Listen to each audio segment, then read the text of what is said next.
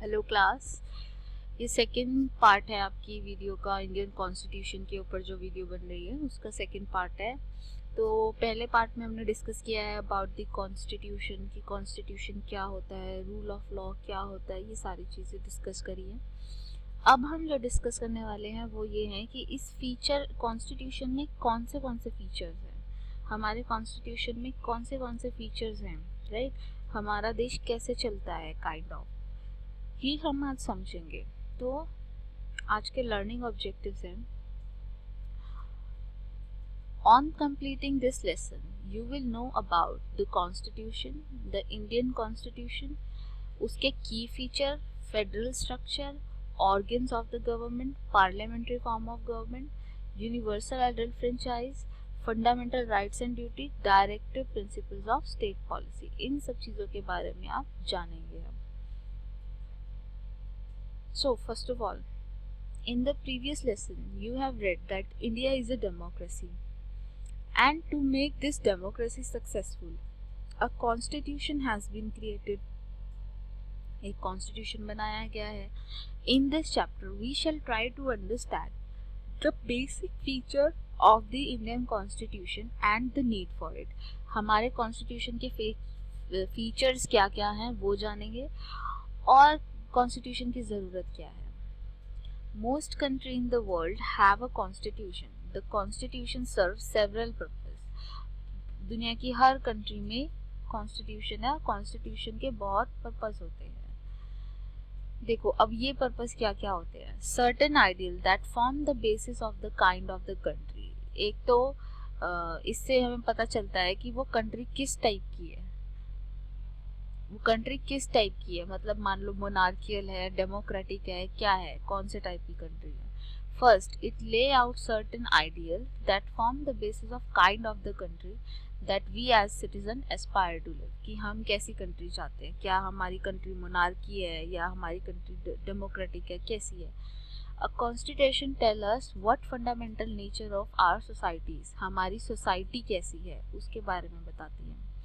A country is usually made up of different community of people who share certain belief but may not necessarily agree on all issue। एक country में अलग अलग type के लोग रहते हैं, अलग अलग उनके बिलीफ सिस्टम हो सकते हैं, जिसकी वजह से वो हर मुद्दे पे एक दूसरे के साथ अग्री नहीं करेंगे।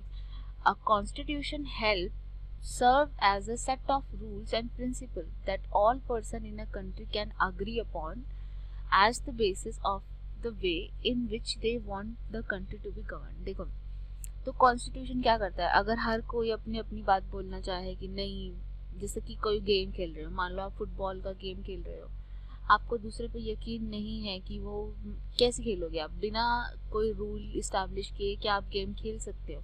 तो आप बॉल यहाँ से वहाँ गिराते रहोगे, लेकिन आपको कुछ भी करने के लिए रूल इस्टेब्लिश करने पड़ेंगे, खेलने के लिए रूल इस्टेब्लिश करने पड़ेंगे, ताकि ताकि आप खुद भी सिक्योर फील करो कि अच्छा इसी को एक गोल बोलते हैं और चीटिंग नहीं होगी, चीटिंग होगी तो ये हो जाएगा, है ना।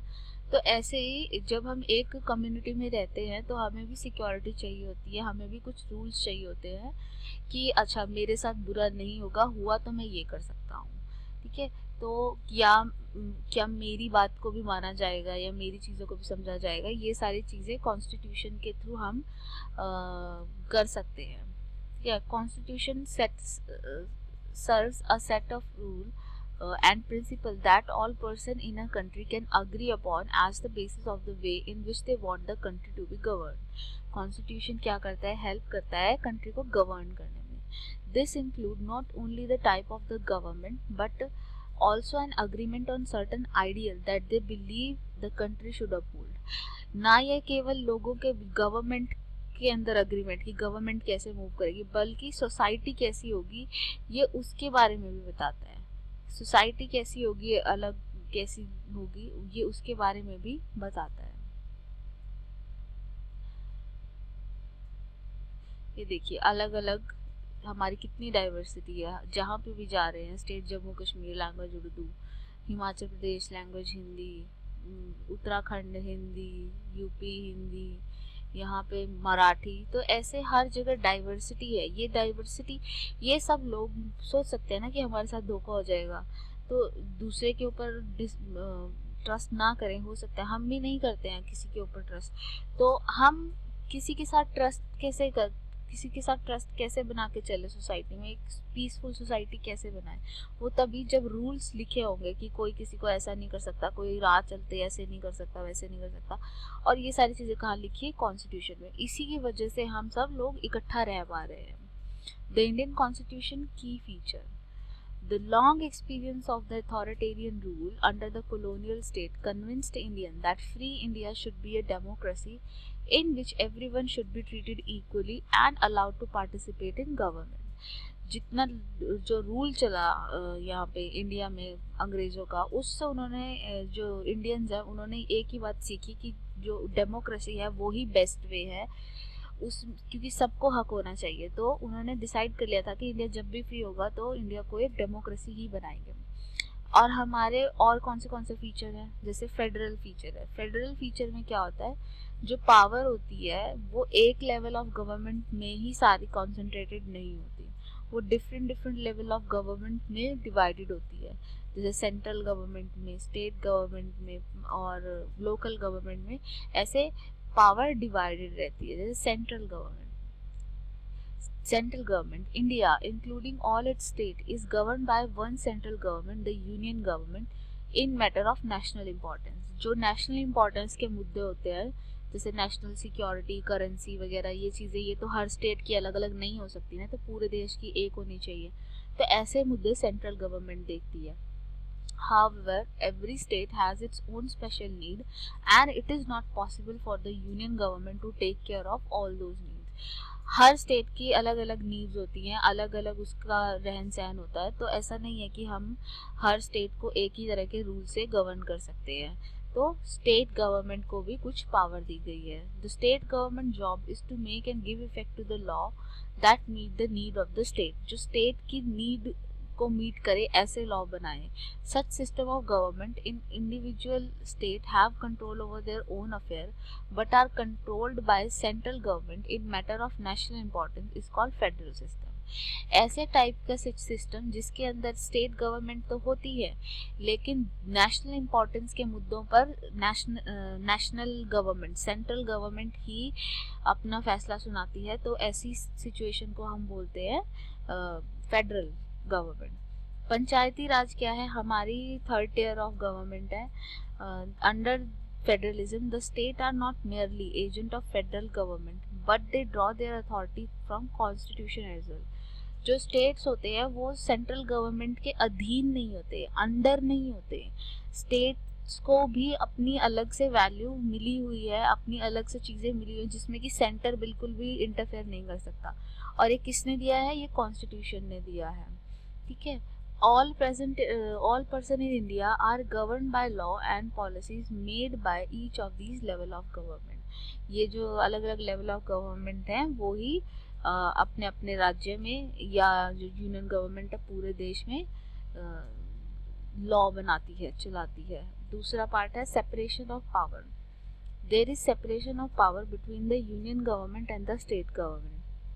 स्टेट गवर्नमेंट और यूनियन गवर्नमेंट के बीच में पावर का डिवीजन किया हुआ है। कुछ मैटर्स हैं जो कि सिर्फ नेशनल गवर्नमेंट ही देखती है, जैसे कि नेशनल सिक्योरिटी हो गया, करेंसी हो गया, है ना, रेलवे हो गया, वो सिर्फ वही देखती है। ठीक है। कुछ मुद्दे ऐसे होते हैं जो स्टेट गवर्नमेंट को देखने होते हैं, जो उनके मुद्दे, जैसे एग्रीकल्चर, उनकी जगह पे क्या उगेगा क्या नहीं उगेगा, ये सारी चीज़ें एग्रीकल्चर वगैरह, तो वो स्टेट गवर्नमेंट के अंडर आता है, उसको स्टेट लिस्ट बोलते हैं। कंकरेंट लिस्ट ऐसी लिस्ट होती है जिसमें दोनों मिलके लॉ बना सकते हैं, दोनों मिलके लॉ बनाते हैं, दोनों को ही पावर रहती है लॉ बनाने की, दोनों मिलके लॉ बनाते हैं। ठीक है। फिर थ्री ऑर्गन ऑफ गवर्नमेंट, एक लेवल तो ये हो गया डिवीजन का, और कौन सा हुआ, एक हुआ three organ of the government. Government के तीन ऑर्गन है, लेजिस्लेचर, एग्जीक्यूटिव एंड जुडिशरी। तो बिल्कुल स्टार्टिंग में हमने पढ़ा था कि ये तीनों लेवल ऑफ गवर्नमेंट के बीच में पावर डिवाइड की गई है, इसको रिपीट करने की ज़रूरत नहीं है। ठीक है। इसकी वजह से बैलेंस ऑफ पावर मेंटेन्ड है।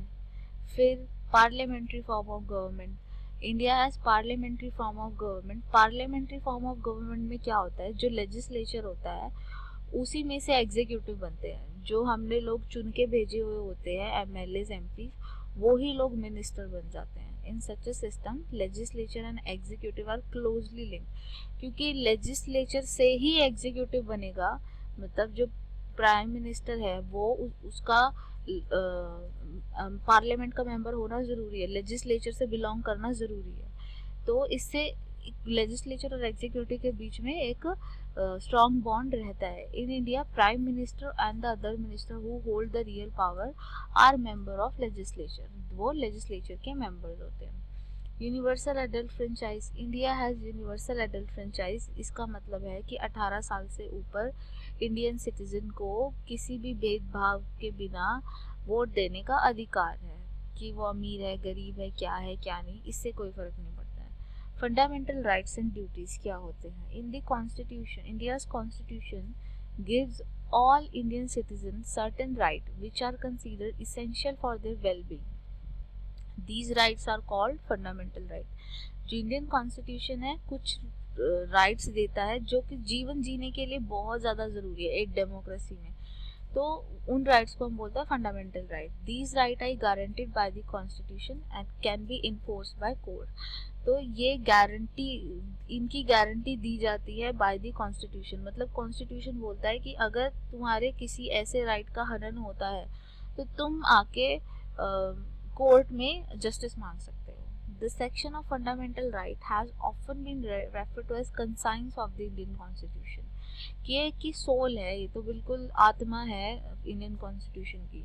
Fundamental right protect citizen against arbitrary and absolute exercise of power by the state. Fundamental right protect करते हैं लोगों को कि स्टेट उनके ऊपर अपनी दादागिरी ना चलाए, अपनी मनमानी ना चलाए। अब आप आसानी से घूम सकते हो, यहाँ वहाँ आ जा सकते हो, जैसा आपका मन चाहता है आप वो बातें बोल सकते हो। लेकिन कई जगहें जैसे ऐसी भी हैं जहाँ पे सरकार के अगेंस्ट बोलना ही पाप है, वो बोल ही नहीं सकते, बोल दिया तो जेल में डाल देंगे।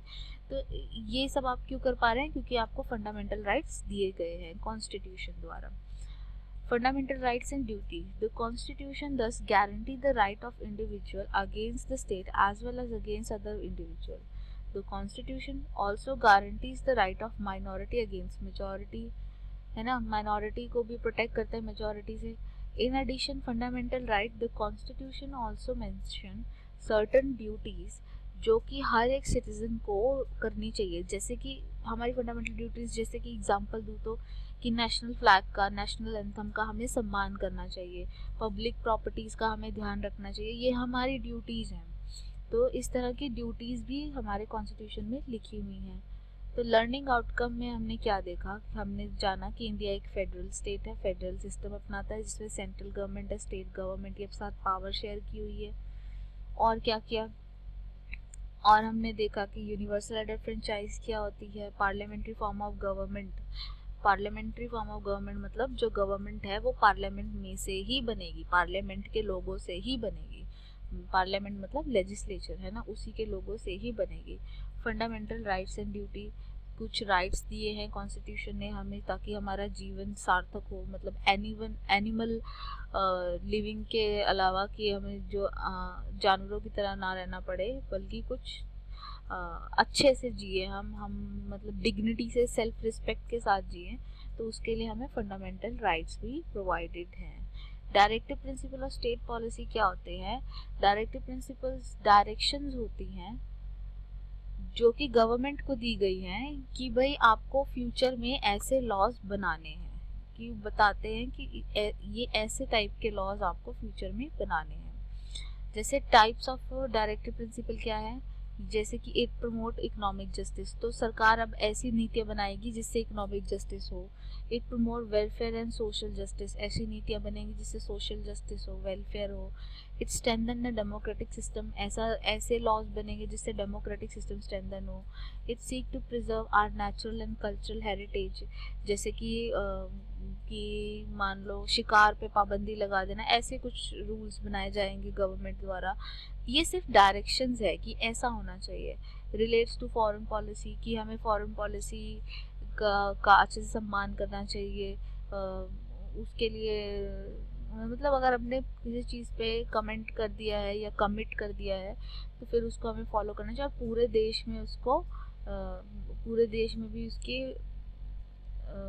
मान्यता होनी चाहिए। ऐसा नहीं होना चाहिए कि कोई फॉरेन पॉलिसी मतलब मान नहीं रहा है ना।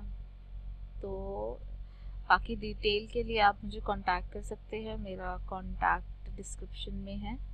Thank you so much.